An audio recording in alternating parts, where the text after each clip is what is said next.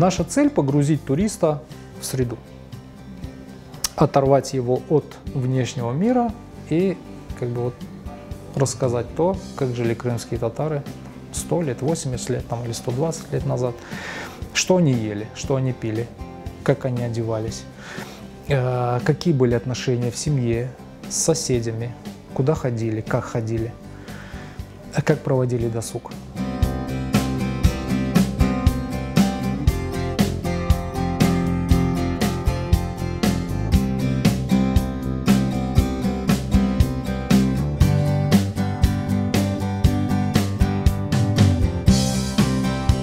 У меня есть легендарные предки, которые летали и которые сбивали очень много вражеских самолетов.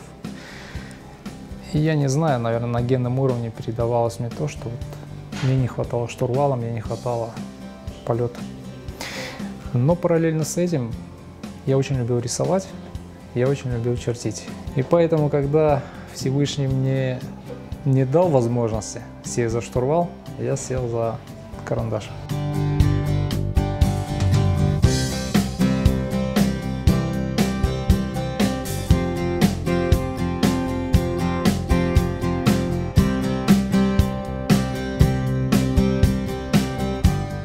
Знаете, когда я просматриваю старые открытки, старые фотографии, и я вижу облики деревень, в которых жили наши предки до депортации, я поражаюсь гармонии архитектуры и среды, которая царила в то время, несмотря на то, что это был уже период распада, упадка, голода, разрухи.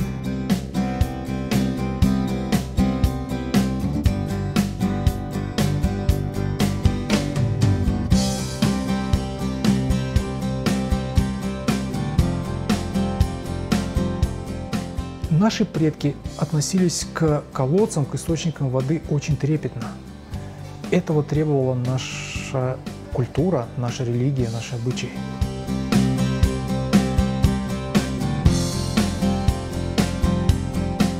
Я видел земли, которые красивее Крыма, ярче, насыщеннее. Вот там ох!